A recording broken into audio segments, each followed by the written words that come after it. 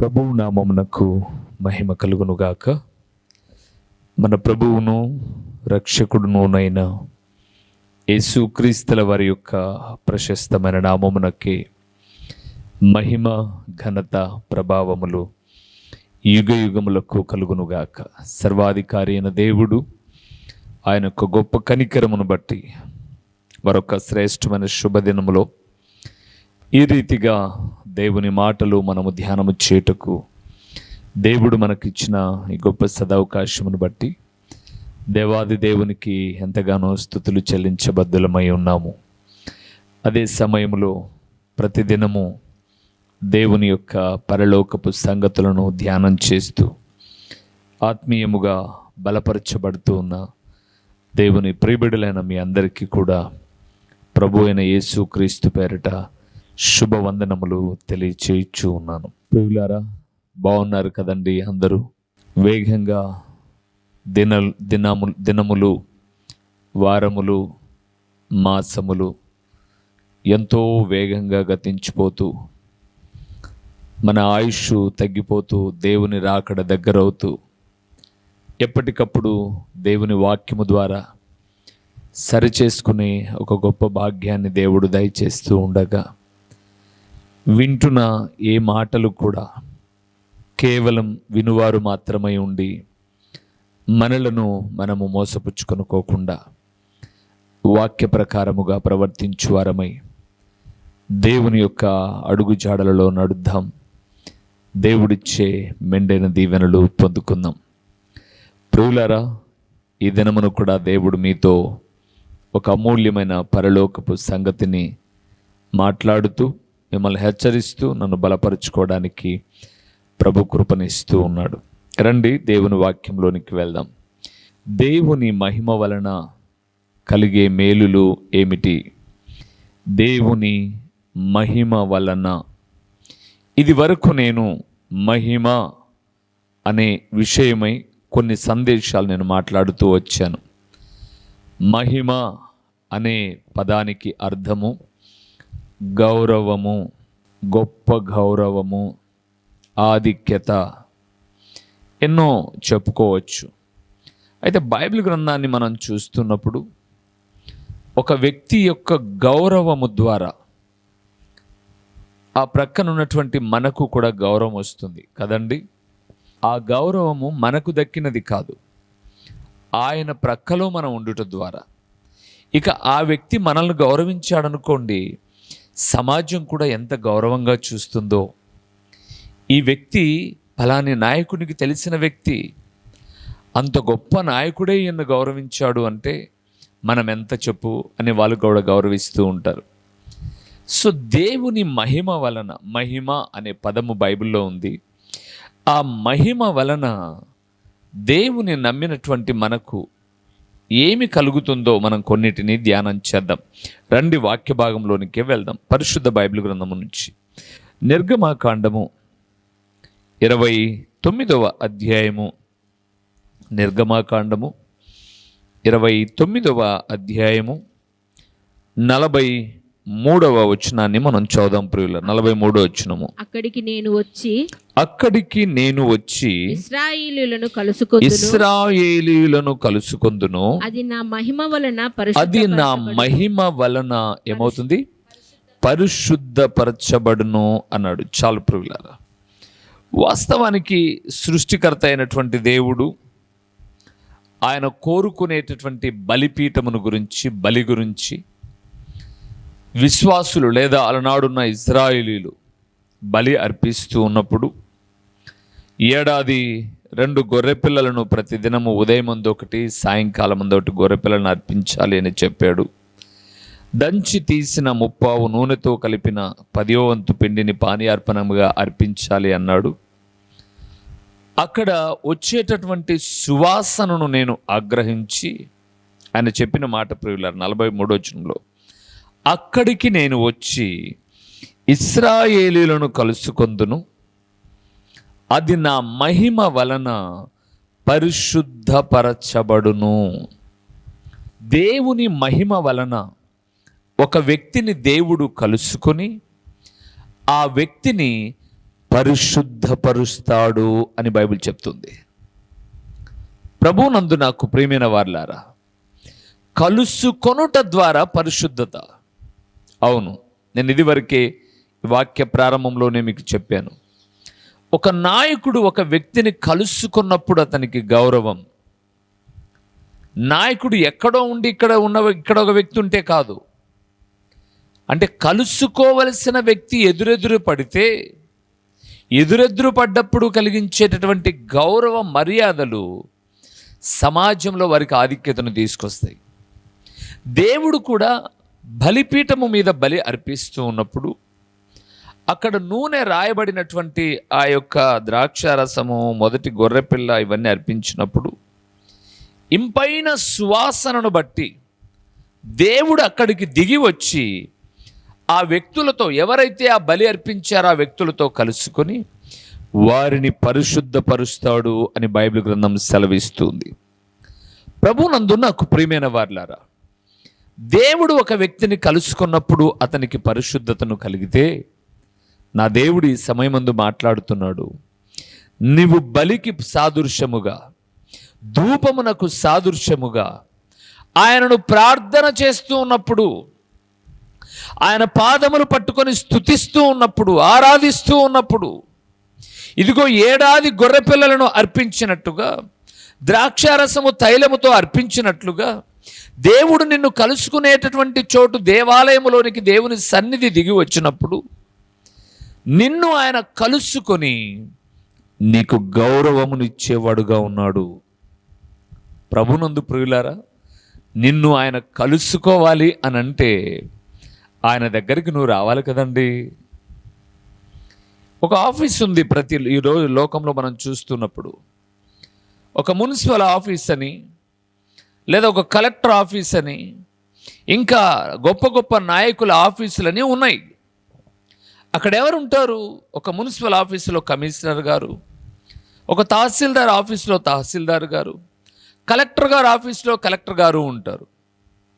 కలుసుకోవడానికి మనం వెళ్తాం వాళ్ళ దగ్గరికి, వాళ్ళు రారు మనల్ని కలుసుకోవడానికి. గుర్తుపెట్టుకోండి, కలుసుకోవడానికి మనం వెళ్తాం అక్కడికి. అలాగే దేవుడు నివసించే తన చోటులో ఆయన ఉన్నాడు. ఆయనను కలుసుకోవడానికి నువ్వు వస్తే నీకేం కలుగుతుందో తెలుసా?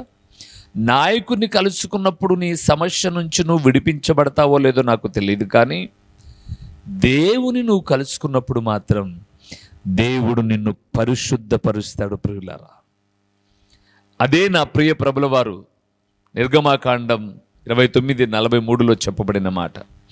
నేను వారిని కలుసుకొందును, కలుసుకున్నప్పుడు నేను వారిని పరిశుద్ధపరుస్తును అన్నాడు.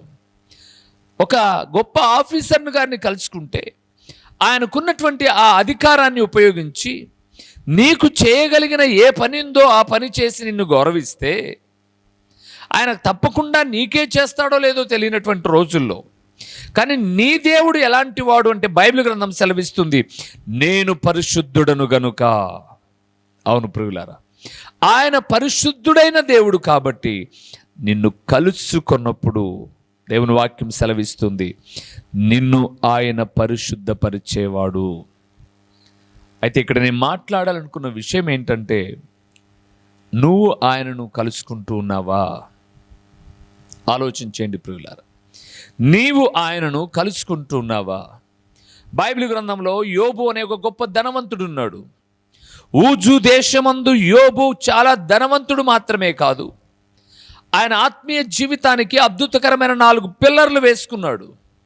యథార్థవంతుడు అని, నీతిమంతుడు అని, దేవునియందు భయభక్తులు కలిగిన వాడు అని, చెడుతనము విడిచిపెట్టిన వాడు అని, దిశలు 4 ఉన్నట్లుగా, ప్రపంచానికి 4 దిక్కులు ఉన్నట్టుగా, ఇంటికి 4 పిల్లర్లు ఉన్నట్టుగా, తన ఆత్మీయ జీవితానికి పిల్లర్లు బలమైనవి వేసుకున్న వ్యక్తి. యథార్థవంతుడు, నీతివంతుడు, దేవునియందు భయభక్తులు కలిగిన వాడు, చెడుతనము విడిచిపెట్టిన వాడు అని రాయబడింది. అట్ ద సేమ్ టైం గొప్ప ధనవంతుడు. తూర్పు దేశములో, ఊజు దేశములో యోబు ఎంత ధనవంతుడో 1వ అధ్యాయాన్ని మనం ధ్యానం చేస్తున్నప్పుడు, ఈరోజు కార్లుంటే ధనవంతులు అని చెప్పుకుంటున్నాం, బంగ్లాలుంటే ధనవంతులు అని చెప్పుకుంటున్నాం. ఆ రోజుల్లోనే ఆయనకున్నటువంటి పశు సంపద, రవాణా నిమిత్తమై ఆయనకున్నటువంటి ఒంటెలు, ఆయనకున్నటువంటి ఎద్లు జతలు, బరువులు మోసేటటువంటి గాడిదలు, విస్తారమైనటువంటి పనివారు, ఏం కొరత లేదండి యోబు జీవితంలో. 10 మంది పిల్లలు కలిగిన వాడున్నాడు. కానీ మీరు బైబిల్ గ్రంథాన్ని చదివితే ప్రియులారా, మొట్టమొదటి అధ్యాయంలోనే రాయబడింది, యోబు ప్రతి దినము కూడా తన పిల్లలు ఎక్కడైనా తిని కడుపు నిండినప్పుడు, ఎక్కడరా దేవుడు, ఇదంతా మనం సంపాదించుకున్నది అని పొరపాటుగానైనా దేవుని తోలనాడారేమో అని అనుకుని నిత్యము వారి కొరకు బలిని అర్పిస్తూ ఉన్నాడు. ఈరోజు ప్రభునందు ప్రియులారా, నీ పిల్లలు ఈ దేశంలో ఉన్ని, పరాయి దేశంలో ఉన్ని, నీ పిల్లలు ఇక్కడున్ని, పెళ్ళిలో ఇంకో చోటుకి వెళ్ళిండని, నీ బిడ్డలు ఎక్కడ ఉన్నా కూడా వారి క్షేమము కొరకు ప్రార్థిస్తున్నావే కానీ వారి ఆత్మీయ స్థితి గురించి నువ్వు ఎన్ని మాటలు మొరపెడుతున్నావు దేవుని సన్నిధానంలో? ప్రభువా, నా బిడ్డలు ఎక్కడ ఉన్నా వారు బాగుండాలయ్యా, ఆరోగ్యంగా ఉండాలయ్యా అని ఒక తల్లిగా తండ్రిగా కోరుతున్నావు, మంచిదే.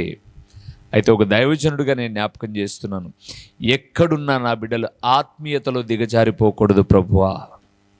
ఎన్నో పర్యాయములు వారితో మాట్లాడుతున్నప్పుడు బాగున్నావమ్మా, బాగున్నావు నాన్న అని మాట్లాడుతున్నావు, కానీ ఈరోజు ప్రార్థన చేసుకున్నావా? ఈరోజు ఏం చదివావు దేవుని వాక్యం? ఈరోజు ఎంతసేపు దేవుని సన్నిధానంలో గడిపావు? నీ జీవితానికి ఆధారమైన వాడు దేవుడు అని చెప్పగలిగిన తల్లిదండ్రులు ఎక్కడున్నారండి? ఆదివారం మనం కలిసి ఏం తెచ్చుకొని తిన్నామని అడిగేటటువంటి తల్లిదండ్రులు, ఏం తెచ్చుకొని తిన్నామని అడిగే వాళ్ళు ఉన్నారు, కానీ ఏ వాక్యాన్ని ధ్యానం చేశాం, ఏం ప్రార్థన చేశాం, ఈరోజు గుడికి వెళ్ళావా, దేవుని మాటలు ఏం చెప్పారు అని చెప్పుకునేవారు కరువైపోతూ ఉన్నారండి. కానీ యోబును మనం చూస్తే తన పిల్లల ఒక్కొక్కరి నిమిత్తం, నన్ను అడిగితే నేను అనుకుంటాను, 10 మంది పిల్లలు యోబుకుంటే ఒక్కొక్కరి గురించి ఒక్కొక్క 10 నిమిషాలు ఆయన బలి అర్పించి ప్రార్థన చేసిన యోబు 10 మంది కొరకు ప్రభునందు ప్రియులారా దాదాపు 1:50 నిమిషాలు ప్రార్థన చేశాడు. అంటే దరిదాపు 2 గంటల సేపు దేవునికి సమయాన్ని ఇస్తూ వచ్చాడు. ఈరోజు ప్రభునందు ప్రియులారా, నీ దేవుడు నిన్ను కలుసుకోవాలంటే నువ్వు దేవుని మందిరంలోనికే రావాల్సిన అక్కర్లా. నీవున్న గదిలో తలుపు వేసి, యేసుప్రభుల వారు చెప్పిన మొట్టమొదటి ప్రసంగంలోనే ఆ మాట 6వ అధ్యాయంలో, నీవు గదిలోనికి వెళ్ళి తలుపు వేసి రహస్యమందు చూచు నీ తండ్రిని నీవు మొరపెట్టగలిగితే నీలో ఉన్న అపవిత్రత యావత్తును తొలగించి నిన్ను పరిశుద్ధపరిచే దేవుడు. ప్రియులారా, దేవుని మహిమ వలన ఆయన మనలను కలుసుకున్న దేవుడు మనలను పరిశుద్ధపరిచేవాడు. రెండవ విషయాన్ని మనం చూద్దాం ప్రియులారా.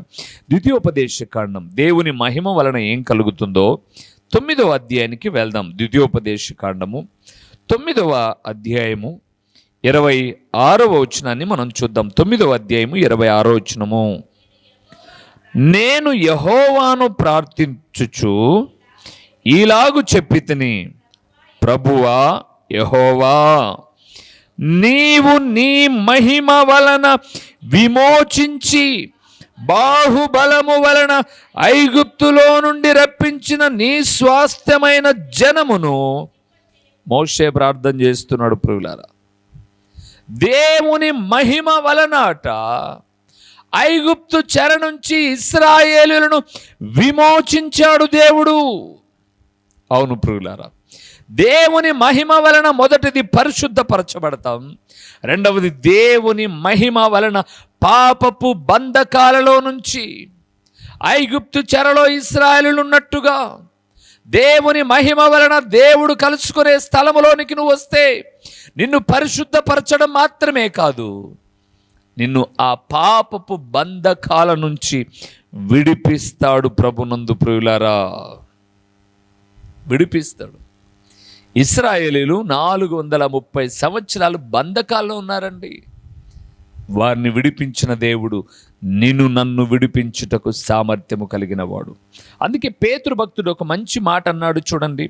పేతురు రాసిన మొదటి పత్రిక ఏ విమోచన ఉంది అని మనం చూస్తే 1వ అధ్యాయము, పేతురు రాసిన మొదటి పత్రిక 1వ అధ్యాయము 18-19 వచనాలు మనం చదువుతూ ఉన్నాం. పితృపారంపర్యమైన మీ వ్యర్థ ప్రవర్తనను విడిచిపెట్టినట్లుగా వెండి బంగారముల వంటి క్షయ వస్తువుల చేత మీరు విమోచింపబడలేదు గాని ఎలాగట, అమూల్యమైన రక్తము చేత, అనగా నిర్దోషమును నిష్కలంకమును గొర్రె పిల్ల వంటి క్రీస్తు రక్తము చేత విమోచింపబడితరని మీరెరుగుదురు గదా. ఇశ్రాయేలీలు అలనాడు ఐగుప్తు బానిసత్వము నుంచి, చెర నుంచి విడిపించితే, మోషే గారు విడుదల కలుగు చేస్తే, వారిని విడిపిస్తే, దేవుని నమ్మిన ప్రియబిడలమైనటువంటి మనలను వెండి బంగారముల వంటి క్షయ వస్తువుల చేత కాదు. చాలామంది తాము చేసిన పాపాలకు ఎక్కడికో వెళ్ళి ఒక వెండి ఏదో బంగారమో అర్పణ అర్పిస్తేనో, ఒక ముడుపులు కడితేనో అయిపోయిందిలే అనుకుంటారేమో, కానీ దేవుని వాక్యం సెలవిస్తుంది ప్రభునందు ప్రియులారా, వెండి బంగారము లాంటి క్షయ వస్తువుల చేత మీరు విమోచింపబడలేదు, కానీ మరి ఎలాగా, అమూల్యమైన కలంకము లేని అన్నాడు ప్రియులారా 19వ వచనంలో 1వ అధ్యాయం పేతురు. కలంకము లేని అనగా నిష్కలంకమైన క్రీస్తు రక్తము చేత మనం విమోచించబడతాం. గుర్తుపెట్టుకోండి ప్రియులారా, దేవుని మహిమ వలన మన పాప శాపముల నుంచి విడుదల పొందుతాం, మనం విడుదల పొందుతాం. ఇదే మాట పేతురు గారు మాట్లాడితే, ఒకటి మన పాప శాపముల నుంచి మనం విడిపించబడతాం. రెండవది ఏ విడుదల కలుగుతుంది అనంటే, రోమీలకు రాసిన పత్రికలో అద్భుతకరమైన మాట చెప్పాడు. చూడండి ప్రియులారా, రోమీలకు రాసిన పత్రిక 8వ అధ్యాయము 23వ వచనాన్ని మనం చదువుతున్నాం ప్రియులారా. 23వ వచనాన్ని చదువుతున్నాం. అంతేకాదు ఆత్మ యొక్క ప్రథమ ఫలములను నొందిన మనము కూడా దత్తపుత్రాత్మ కొరకు, అనగా మన దేహము యొక్క విమోచనము కొరకు కనపెట్టుచు మనలో మనము మూలుగుచున్నాము. ఎలాగ విమోచనట? దేహ విమోచన. అంటే ఈ లోకములో మన దేహము మట్టి పాలైన తర్వాత ఆత్మకు శరీరానికి ఉన్నటువంటి విడుదల ప్రియులారా. అందుకే దైవదాసుడైనటువంటి జ్ఞాని అయిన సొలొమోను ప్రసంగి గ్రంథంలో మాట్లాడుతున్నాడు, మన్నైనది వెనుకటి వలనే మరలా మట్టికి చేరును, ఆత్మ దయచేసిన దేవుని యొద్దకు వెళ్ళును. దేవుని మనం కలుసుకోవలసి వస్తే ఈ దేహముతో కలుసుకోము ప్రియులారా, ఈ దేహముతో కలుసుకోము, మహిమ కలిగిన దేహముతో. అందుకే దేవుని మహిమ వలన ఆయన మనల్ని కలుసుకొని పరిశుద్ధపరుస్తాడు. దేవుని మహిమ వలన ఆయన మనల్ని విమోచిస్తాడు. దేవుని మహిమ వలన మూడవది ఏం కలుగుతుందో చూద్దామా? రండి కీర్తనల గ్రంథానికి వెళ్దాం. కీర్తనల గ్రంథము 102వ కీర్తన, 102వ కీర్తన. దేవుని మహిమ వలన ఏం కలుగుతుందో 15వ వచనాన్ని చూద్దాం ప్రియులారా. 102వ కీర్తన 15వ వచనము. అప్పుడు అన్య జనులు యెహోవా నామమునకును భూరాజులందరూ నీ మహిమకును భయపడుదురు. చాలు ప్రియులారా. మూడవదండి, దేవుని మహిమ వలన భయము కలుగుతుంది. అవునండి, ఒక నాయకుడు, నేను ఎరుగుదును చాలా వరకు, ఒక నాయకుడు సెక్యూరిటీతో నడుచుకుంటూ వస్తాడు, లేదా ఏదో ఒక వేదిక మీద ఉంటాడు, లేదా ఏదో ఒక భవనములో ఉంటాడు, ఏదో ఒక ఆఫీస్లో ఉంటాడు. ఆయనను కలుసుకోవడానికి వెళ్ళిన వ్యక్తి భయపడతాడా లేదా? మీరు చెప్పండి. చాలా భయపడతారు కదండి. ఫోన్ను సైలెంట్లోనో స్విచ్డ్ ఆఫ్ చేసేస్తారు. మాట్లాడేటప్పుడు మన హావభావాలు, శరీర భావాలు ఎంత మార్పు చెంది మాట్లాడతామో చూడండి. ఎస్ సార్, అవును సార్, అవును ప్రియులారా.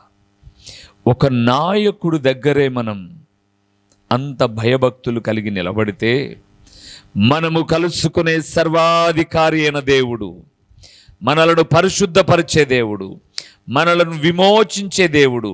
ఆయన మహిమ వలన భయాన్ని కలుగుతాం, భయభక్తులు కలిగిన జీవితాన్ని కలిగి ఉంటాం ప్రియులారా. అవునండి, ఈరోజు చాలామంది దేవుని మందిరాలకు వస్తున్నా భయం లేదు ప్రియులారా, అసలుకు భయమే లేదు. మందిరాల్లో కూర్చొని దేవుని సేవకుడు ఆత్మావేశంతో దేవుని వాక్యం చెబుతున్నా, దేవుని వాక్యానికి ప్రతిస్పందించి, దేవా నాతోనే మాట్లాడుతున్నావు, నా బ్రతుకును సరిచేసుకుంటాననవలసిన మానవుడు ఎంత నిర్భయంగా ఉన్నాడు అనంటే, ఫోన్లు చూసుకుంటూ, వాట్సాప్లు చూసుకుంటూ, మెసేజ్లు పంపించుకుంటూ, అసలు దేవాలయంలోనే ఫోన్కి ఇచ్చిన ప్రాధాన్యత దేవుని వాక్యానికి ఇవ్వడం లేదు ప్రియులారా. దేవుని సేవకుడు అరిచి రెఫరెన్స్ చెప్తున్నా, ఫలాని అధ్యాయములో ఫలాని వచనములో ఇది ఉంది అని చెప్తున్నా, ఇది దేవుని మాట అని గ్రహించి భయముతో గ్రంథాన్ని తెరిచి చూడ్డంలా ఆయన చెప్పుకోనిలే అని హ్యాపీగా ఫోన్ చూసుకుంటూ ఉన్నారు.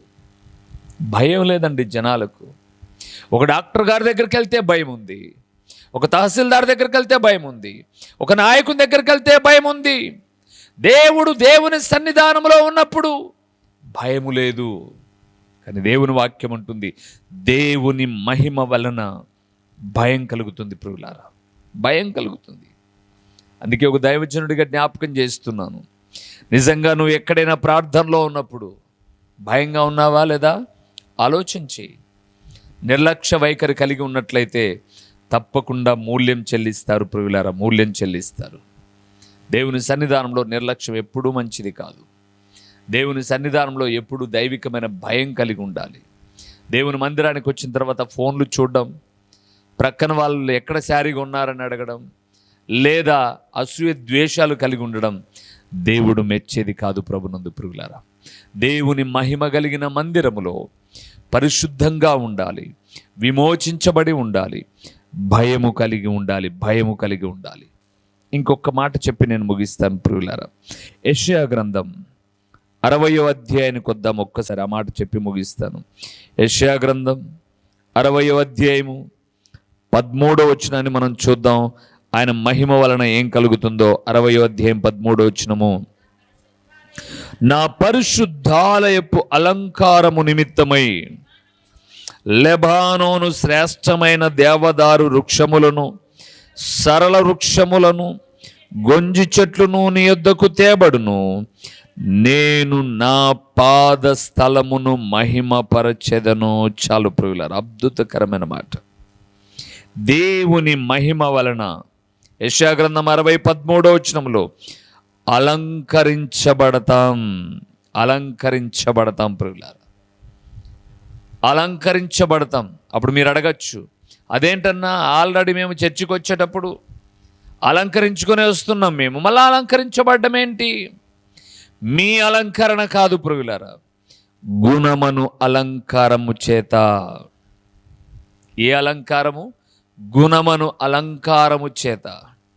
మీరు తర్వాత చదవనండి, తిమోతి పత్రిక, పేతురు పత్రిక, 2 పత్రికలలో స్త్రీలను గురించి మాట్లాడుతూ, ఒకవేళ తిమోతి పత్రిక మొదటి పత్రిక 2వ అధ్యాయం 8వ వచనం చదివితే, పురుషులు కోపములు సంశయములు మాని చేతులెత్తి ప్రార్థన చేయాలి అని అన్నాడు. 9-10 వచనాలకు వెళ్తున్నప్పుడు, స్త్రీలు అనుకువయు స్వస్థ బుద్ధియు గలవారై తగుమాత్రపు వస్త్రముల చేతనే కానీ మిగులా వెలగలిగినటువంటి వస్త్రముల చేత కాకుండా, విరబోసుకోకుండా చక్కగా ఉండి గుణమను అలంకారము చేత అన్నాడు. అవును ప్రియులారా, దేవుని మహిమ వలన అలంకరించబడతాం, మనం అలంకరించబడతాం. దేవునిందు నాకు ప్రియమైన వారులారా, ఈరోజు ఒక దైవదాసుడిగా జ్ఞాపకం చేస్తున్నాను, దేవుని గౌరవము ఎక్కడైతే ఉంటుందో, లేదా దేవుని నువ్వు ఎక్కడైతే గౌరవిస్తావో, ఆయనను గౌరవించిన ప్రతి చోట నువ్వు పరిశుద్ధంగా బ్రతుకుతావు. ఆయనను గౌరవించే ప్రతి క్షణము పాపపు బంధకాల నుంచి విడుదల పొందుతావు. ఆయనను గౌరవించే ప్రతి చోట, ప్రతి స్థలమందు భయంగా బ్రతుకుతావు. ఆయనను గౌరవించే నువ్వు గుణమును అలంకారమును కలిగి ఉంటావు. అవును ప్రియులారా, గుణమును అలంకారము లేకుండా ఎన్ని ఉంటే మాత్రం ఏమి లాభం చెప్పండి? ఈరోజు ప్రభువునందు ప్రియులారా, దేవుని వాక్యం సెలవిస్తుంది. అందము మోసకరము, సౌందర్యము వ్యర్థము అని అన్న దేవుడు ఆయన అంటాడు, గుణము కలిగిన స్త్రీ అయినా పురుషుడైనా కొనియాడబడతారు. ఈరోజు ఈ మాట వింటున్న దేవుని కుమారుడా, దేవుని మహిమ వలన కలిగే మేళ్ళు మన జీవితాల్లో ఉన్నాయా? ఆలోచన చేద్దాం. అనగా ఆయన మహిమ అంటే ఆయనను గౌరవించడం. ఆయనను గౌరవించే ప్రతి కుమారుడు కుమార్తె పరిశుద్ధంగా బ్రతుకుతారు. ఇది మేలు కాదా? ఈరోజు దేవుని మహిమను అనుభవించుకుంటూ ఆయన గౌరవం ద్వారా మనము గౌరవించబడుతున్నాం, కానీ పరిశుద్ధంగా బ్రతకడం లేప్రుగులారా. ఒక సందర్భంలో ఒక దైవజనుడు నాతో మాట్లాడిన మాట ఏంటో తెలుసా? అన్న, ఈ బైబిల్ను మనం పట్టుకున్నందుకు అందరూ మనకు భయపడుతున్నారన్నా. నిజమే అన్నా, నేను కూడా అన్నాను, నిజమే అన్నాను. మరి ఈ బైబిల్ను పట్టుకున్న మనము దేవునికి భయపడుతున్నామా లేదా? మనల్ని మనం స్వీయ పరీక్ష చేసుకుందాం అన్నాడు. ఎస్, ఇది చాలా ఏళ్ల క్రితం మాట్లాడిన మాట. ఆ రోజు నేను అనుకున్నాను, దేవా, ఈ గ్రంథము పరిశుద్ధమైనది, నీ మాటలు కూడా పరిశుద్ధంగా మేము ఉండాలి. మా ఆత్మీయ జీవితంలో విమోచన ఉండాలి. మా ఆత్మీయ జీవితంలో విమోచన మాత్రమే కాకుండా నీకు ఎల్లప్పుడూ భయపడాలి మేము. అంత మాత్రమే కాకుండా గుణము చేత అలంకరించుకోవాలి. ఈరోజు ఈ వాక్యం వింటున్న దేవుని ప్రియబిడ్డలారా, దేవుని మహిమ వలన ఇన్ని మేలుండగా ఈ మేలును అనుభవించుదాం. దేవునికి సాక్షిగా బ్రతుకుదాం. తలలు వంచి కళ్ళు మూసి ప్రార్థన చేద్దాం. ఒక్కసారి మనల్ని మనం పరీక్ష చేసుకుందాం దేవుని ఎదుట. ఓ ప్రేమ కలిగిన దేవా, దయగలిగిన పరలోకపు తండ్రి, మీ ఘనమైన నామమునకు స్తోత్రములు చెల్లిస్తూ ఉన్నాము నాయనా. దేవాది దేవుడవైనా మీరు మహిమ కలిగిన దేవుడవు, అనగా గౌరవానికి ఘనతకు ఆధారమైన దేవుడవు. నీ బిడ్డలమైన మేము మీ ద్వారా గౌరవించబడుతూ ఉన్నప్పుడు నీ మహిమ వలన మా జీవితాలలో ఏ ఏ మేలులు కలుగుతాయో ఓ తండ్రి, మీరు మాట్లాడిన విలువైన మాటల కొరకు స్తోత్రములు. నిజమేనైనా మహిమ అనేది గౌరవాన్ని సూచిస్తుంది కాబట్టి మీ గౌరవం ద్వారా, మహిమ ద్వారా మాకు పరిశుద్ధత వచ్చింది. మీ మహిమ అనబడే గౌరవము ద్వారా మాకు విమోచన దొరికింది.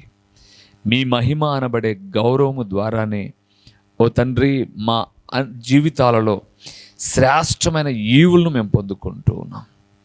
కాబట్టి నీ బిడ్డలమైన మేము నిన్ను గణపరిచే బిడ్డలముగా అలంకరణ చేత, గుణమను అలంకరణ చేత తండ్రి ఎల్లప్పుడూ నీకు లోబడే బిడ్డలముగా ఉండడానికి కృప చూపండి. ఈ వాక్యమైన బిడ్డలు నిన్ను నమ్ముకున్నందుకు ఎంతగానో గౌరవించబడ్డారు. సంఘములో, సమాజములో ప్రతిగా మిమ్మల్ని కూడా గణపరిచి గౌరవించే బిడ్డలుగా నిలిచుండడానికి కృప చూపండి. ప్రకటించబడిన పరలోకపు సంగతులు వ్యర్థముగా పోకుండా సారవంతమైన నేలను పడిన విత్తనము వలె 30దంతలుగా, 60దంతలుగా, 100అంతలుగా ఫలింపచేసి మీ ఘననామమునకు మహిమ, ఘనత, ప్రభావములు మీరు కలుగు చేసుకునమని ఎంతైనా నమ్మదగిన దేవుడవైన మీకు స్తుతులు చెల్లించుకుంటూ యేసు నామములో అడిగి పొందియున్నాము తండ్రి. ఆమేన్. మా చిరునామా దైవజనులు బ్రదర్ ఓ రూబేన్ గారు, క్రీస్తు ప్రార్థనా మందిరం, డోర్ నెంబర్ 1-10-386, నగరిగుట్ట, పులివెందుల, కడప జిల్లా. మీ ప్రార్థనా అవసరాల కొరకై సెల్ నంబర్ 9989067409.